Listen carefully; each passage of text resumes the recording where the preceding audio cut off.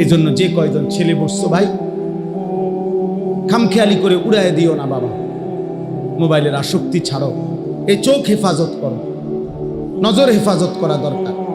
আপনারা বয়স্ক, মাঝ বয়সী, আপনাদের কাছে যাদের টেলিভিশন দেখার বদভ্যাস, চাচা আপনি ছেড়ে দেন। অনুরোধ করলাম, চা দোকানে বসেন, চা খাওয়া দরকার। চা দোকানদারের লগে আমার কোনো ঝগড়া নাই, কথা বোঝেন নাই আমার।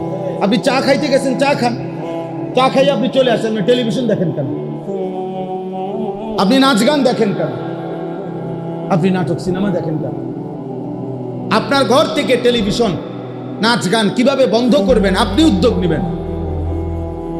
আপনার স্ত্রী সন্তানকে আপনি বলেন, বুঝান, ফিকির করেন। না, সম্ভব না, ডাইরেক্ট ফয়সালা দিয়ে লাই, আগেই হইতো না হুজুর, যত কথাই কোন হইতো না, এটা মিথ্যা কথা।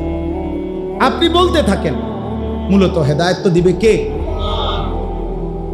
আল্লাহ তাআলা আমাদের সবাইকে গুনাহ থেকে বাঁচবার তৌফিক দান করেন। গুনাহ মুক্ত হওয়া জরুরি।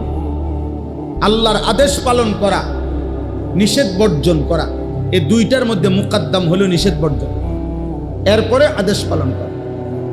নিয়ম হলো, এই গ্রিলের মধ্যে যদি ঝংকার লাগে তো নতুন করে রং দিতে হবে। মনে করেন পুরানো হয়ে গেছে ঝংকার, তাহলে এখন নিয়ম কি?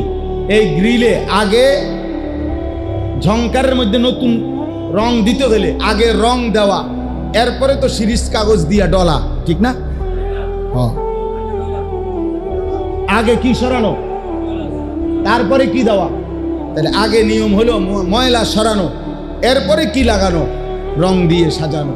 এই জন্য ইবাদতের ক্ষেত্রে নিয়ম হলো, এক মুত্তাকি মুমিন জান্নাতি বান্দার সিফাত হলো, প্রথম দায়িত্ব গুনাহ সরানো, এরপরে দায়িত্ব ইবাদতের রং লাগানো।